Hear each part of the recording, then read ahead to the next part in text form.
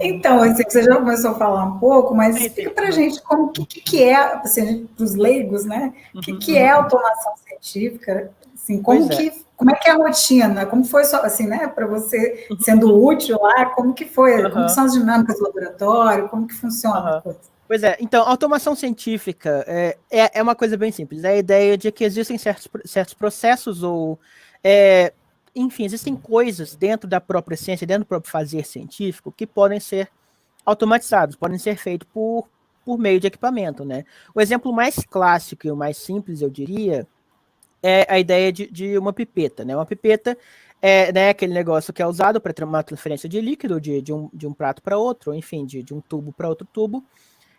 E aí você tem uma pipeta que precisa ser usada manualmente, você precisa ter uma pessoa lá, um pobre cientista, normalmente um estudante de pós-graduação, que está lá transferindo o líquido de centenas de vezes por dia, etc, etc.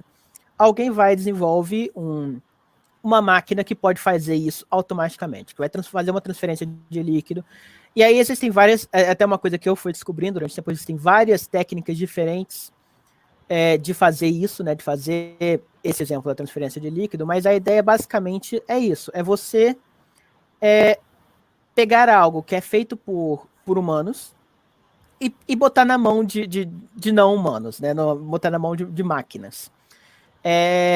Uma coisa que é interessante, que é muito peculiar, especialmente desse laboratório que eu fiz essa pesquisa, que é o Manchester Automation Lab, mas de outros laboratórios cognatos que existem agora mundo afora, é a ideia de automatizar o processo cognitivo da ciência. Porque não é só automatizar essa pipetagem, por exemplo, mas é automatizar a análise de dados, a própria coleta de dados, automatizar a. Teve um laboratório que eu fiz a pesquisa, acabou não aparecendo tanto na tese, porque eu fiz um mês só de campo lá, mas eles estavam trabalhando com leitura automática de papers, né? Eles pegavam centenas de milhares de papers e faziam um algoritmo de leitura de máquina, de machine reading, para interpretar os papers.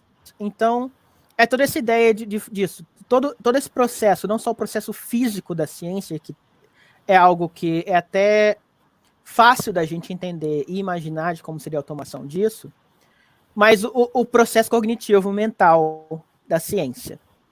Né? Então, é meio que. E aí, a automação científica, tanto que originalmente, né, eram dois campos de pesquisa separados, né? Eu falo isso também um pouco na tese, quando eu dou um pouco do histórico, e que não era chamada automação de ciência, né? Era automação laboratorial. Desculpa, não era chamada automação de ciência, era primeiro automação laboratorial e automated discovery, né? Descoberta automatizada.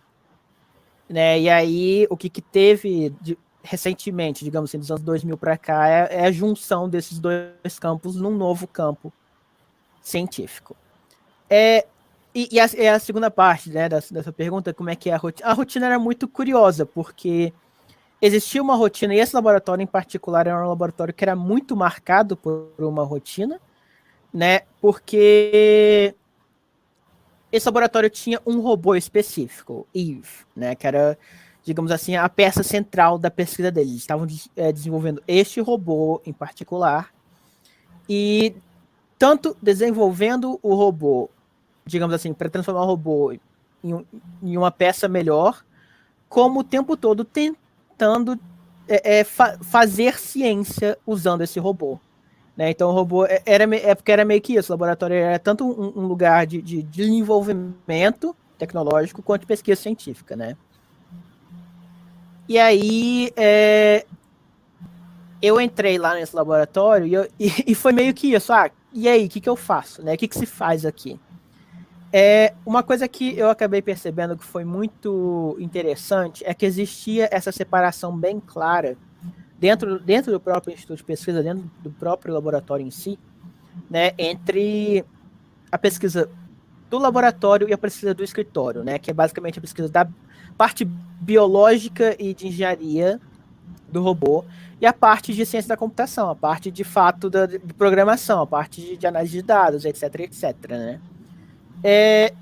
E aí, a minha presença lá acabou sendo isso. Tipo, às vezes eu estava no laboratório junto com algumas pessoas, e às vezes eu estava no escritório junto com outras pessoas, e uma coisa que é muito interessante nesse sentido até, porque não só eu acabei tendo essa presença, que eu ajudava eles da forma como eu conseguia, muitas vezes ajudando, por exemplo, é uma coisa que é muito engraçada, porque também tem a questão do próprio idioma, né? Obviamente eu sou brasileiro, meu inglês é ok, mas não é inglês nativo.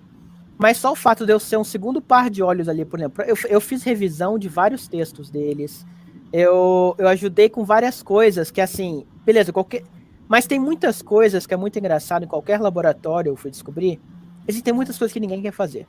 E sempre tem esse negócio, tem que levar caixa de lá para cá, tem que fazer isso.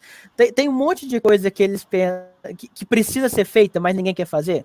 E eu tava feliz em fazer. Então, teve um dia que eu passei o dia inteiro debaixo do robô, desconectando o cabo e reconectando o cabo, porque tinha que trocar um switch. É, um, tudo que você imaginar, eu fiz um pouco ali. Mas o que foi mais curioso nesse sentido foi que eu acabei sendo essa pessoa que fazia o intermédio entre o escritório e o laboratório. Eu tava aquela pessoa ali, porque eu entendia por quê. Porque também é isso, né? Uma coisa que eu gosto de falar para os meus alunos é que o papel do antropólogo é principalmente aprender, né? O antropólogo, quando está fazendo campo, não está ali para ensinar ninguém a fazer nada. O antropólogo tá ali para aprender com as pessoas, né? E aí, o meu aprendizado, eu aprendi bastante. Eu sabia muito, basicamente, digamos, biologia. Meu conhecimento de biologia era no ensino médio. Depois que eu passei no vestibular, eu nunca mais estudei nada de biologia. Ciência da computação, eu estudei um pouco mais, até por interesse próprio e tal. Eu aprendi a programar de forma bem básica, mas chegou num ponto em que eu sabia mais biologia do que o cientista da computação do projeto, e eu sabia mais de computação do que os biólogos do projeto.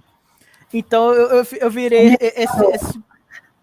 Pois é, eu virei esse elemento aí que ajudava, na verdade, a traduzir as coisas de um lado para o outro, né?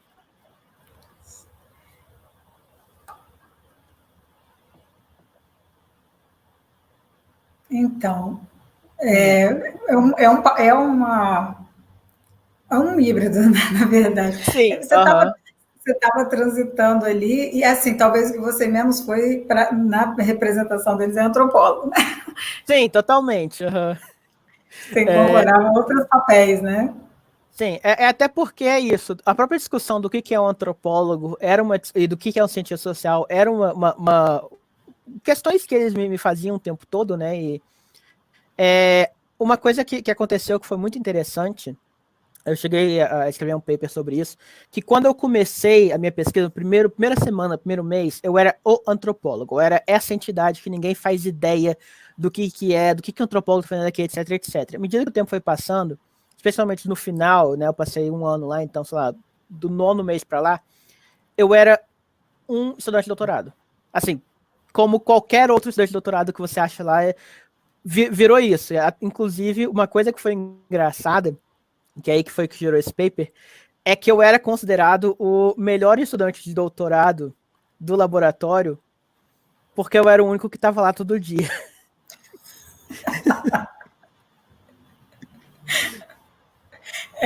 Engajamento. Né? Interessante.